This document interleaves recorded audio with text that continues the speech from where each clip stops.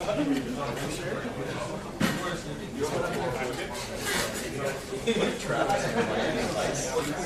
yes. This is what I wore for Hotline League the other day.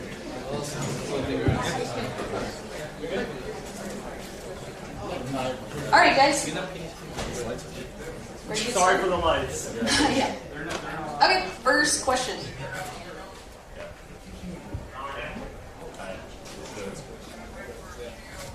Hi, this is Dimitri Toledo for Gamertag Radio.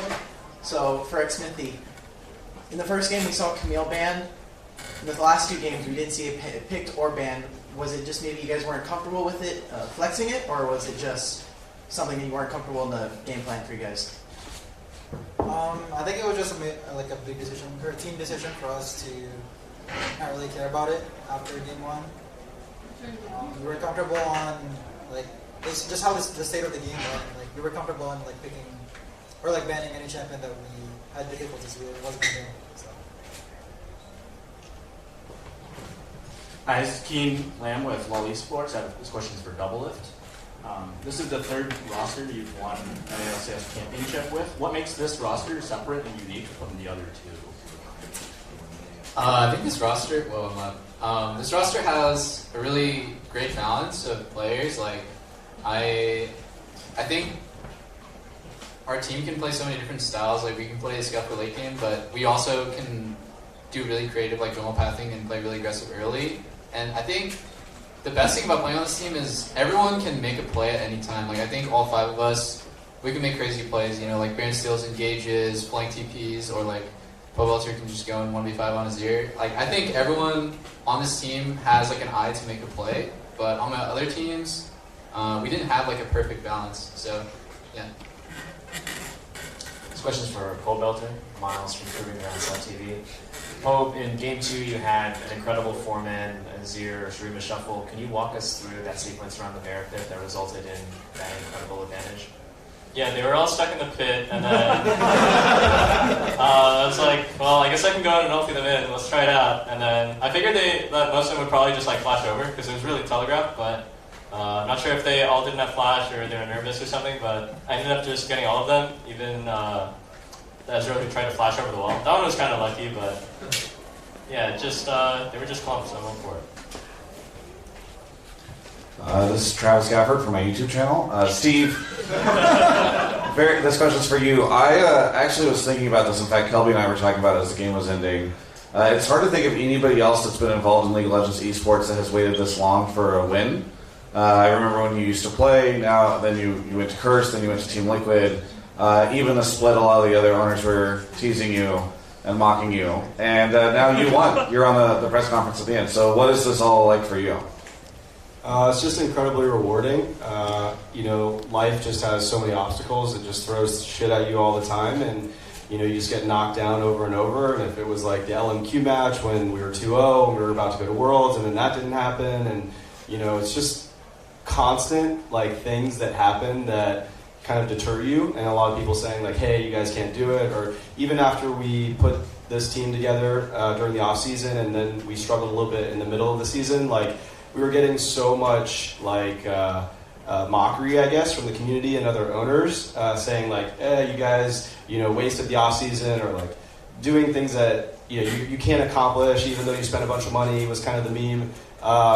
You know, I think the only way to shut them all up is to win. And so, you know, that was really the determination. Yeah, it feels great. It feels like I'm proud of the guys. It's really these guys in the community that's been supporting the team.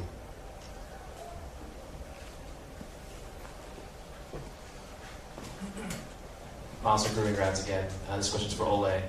Ole, in the preparation up to this one, you were going up against, we didn't know it at the time, the Spring Split MVP Afromo in the bot lane and your old teammate Cody's son. Talk about the preparation for that particular 2v2 and how you feel you executed on it. I think last year I was candidate of MVP, but this year I realized that's useless. I'm sorry, but I think Peter and me just talk a lot, and we knew like every situation and how to react, how to play better. So I think maybe they are not really maybe specific like us, I think Peter talk about our body matchup every time, and we always discuss together. So I think we knew every situation and we know how to react. So I think the 2v2 win because I think Peter like talked to me a lot, and that was really good for me. Hey, this is Parks with the Game House. I have a question for Impact. You've obviously played very well, and you have been in multiple regions throughout your career. So I'm interested to see what you're most excited about going into MSI now, and who you're excited about facing against, kind of what matchups you're looking forward to there.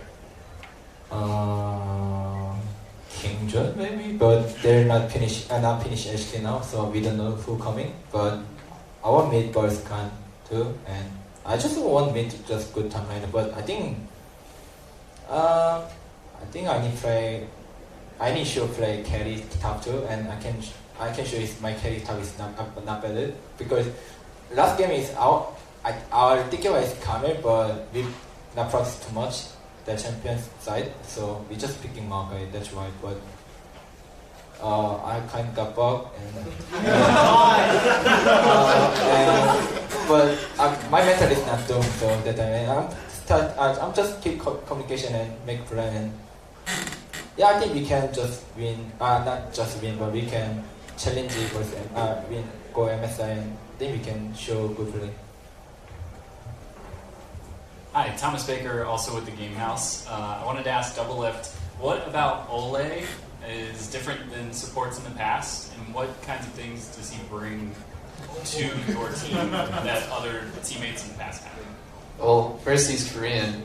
I think the main thing is just every sport is totally different. Actually, like I think every time you play with a new teammate, you realize like they have different like a point system, and I think Ole's point system is really like playmaking and looking to engage, looking to make like a big risky play, and I used to play like that too actually. So we're playing together at the wrong time, but now I'm a lot more safe, I guess. After having so many bad experiences at Worlds, I play a lot more safe. So at first we were really bad together, and every week we just worked on it. So I think Ole is unique because he is really willing to play like any style. And when we talk about bot lane or when I criticize him, he is really good at improving and making changes, and like at the end of all this regular season playoffs and stuff, I think we're actually really good.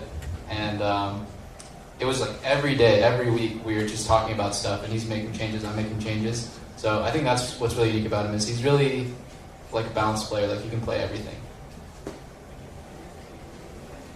Hello. Oh, oops. This is Cap from Proving Grounds on TV. I have another question for Double Lift.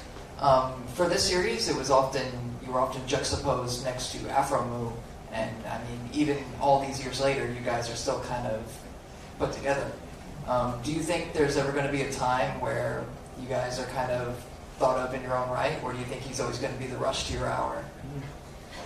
You know, I feel like they just kind of pushed me versus Afro because there was nothing else to do. Yeah, like I don't really think too much about playing against Afro. Actually, I don't think a single time during the series I thought about the word Afro move or Zach or whatever. I usually just think about, you know, what are we doing? Like, what does my team want to do differently? But it's cool that the community, Afro's really popular. I guess I'm really popular too. So I think it's natural the community just wants to see us like play against each other or play with each other or something. But it's so long. It's been 3 years, so I don't think about it. I don't know if we're getting to the goofy questions yet, but Ole, there was an episode of Squad at the start of the split where your teammates were kind of wingmanning for you and saying that you were looking for a girl. There was a fan in the audience holding up a sign saying, "Ole, let's watch Gossip Girl and go to Disney World together." Now that you've won, do you think that you have the time to try to find someone?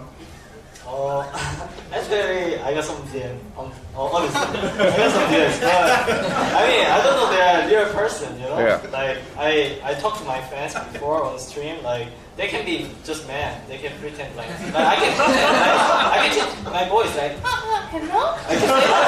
It's like, on internet, I can't believe anyone. So, like, game wasn't a good way. Yeah. I'm sorry, Peter and other people, but yeah, I couldn't find anyone, and I just stuck in my home and just played solo queue. So, yeah, I couldn't. I'm gonna just play solo queue for our team. There's no way. That was a great answer.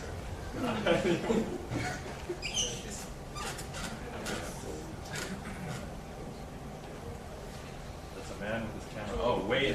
Yeah. I'm sorry. Oh, I can do it. Right?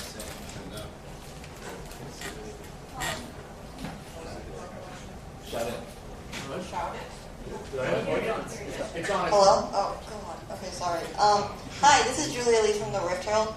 My question is for Ola and Double Lift. You guys just destroyed 100 Thieves, but they do really have you beat in the bot lane name compartment. I don't know how you can beat the sweet life of Zach and Cody. Do you guys have a really good bot lane name we can finally start calling you? Please think of one on the spot. I'm really serious about this. No, our names suck. we gotta do a name change or something. I don't know. I got nothing.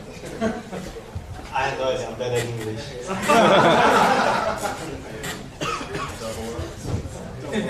Double in.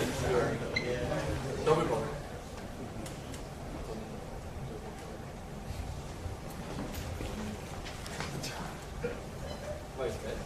Going back to a serious question real quick, sorry about that. Parks again with the game house. Steve, you talked a little bit about your team in the middle of the split, kind of realizing that you had a few problems that you needed to flesh out. What is your role in kind of motivating them, reminding them how good they are and how hard they work, and even pushing them to work harder so that we have them spamming solo queue and stuff like that? You know, my role has changed dramatically over the years. You know, I used to be kind of manager and coach, and then I went to All-Stars and coached the team. So I am a little less involved on the day-to-day. I really empower the coaching staff to be the presence around the team.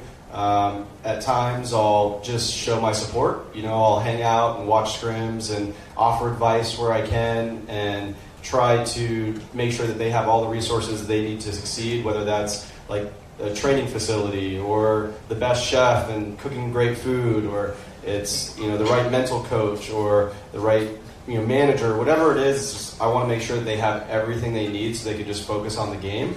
And you know, in the middle of the split, we ran into a few issues, and we were able to kind of identify exactly what they were. And we could have went a number of different directions, but we decided to just really fix them, you know. And that's, I think, was it's kind of easy to look back in hindsight and be like, that was the right decision, but it wasn't an easy decision at that point. So I just I just kind of a supportive role and make sure that they have everything that they need. And these guys are so experienced. They come from, you know, just years of playing. So you know, they kind of work themselves out. Dimitri, again, this is for Po Belter. So, in an interview with Obli, you said that you were really good and that you deserve to be mentioned. So, do you think now that you're here, that you're finally in the pantheon with, you know, Bjergsen and Jensen, your name's going to be brought up now? Yeah, those noobs lost in quarterfinals, so. Let me drop the mic.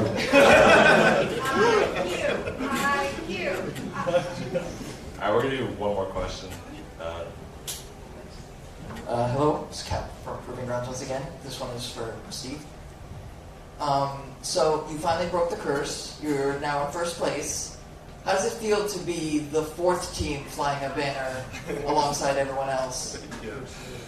You know, it's interesting. That fourth meme, I think, will continue to follow us. You know, it's just one of those things. It's you know, comical at this point, but you know, it will be nice to actually have a banner hanging in the North American studio. So we're champions. Pretty fucking awesome.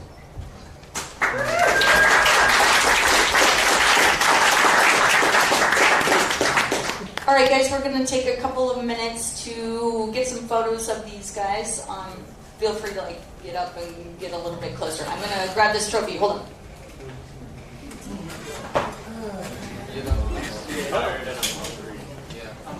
What are we going to do after this? Bonnie? Hang out with Bonnie. We go out to you. Hang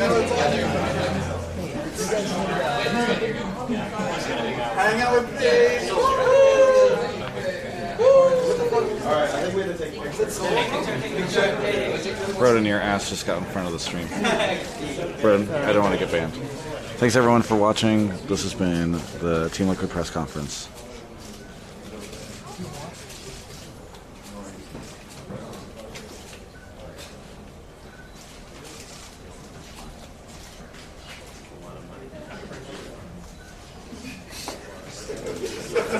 My knees, click. My hand. Look happy. Don't stare at the light.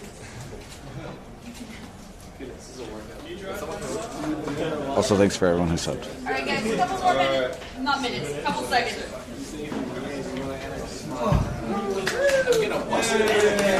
Broden, can you go set up? Lobby?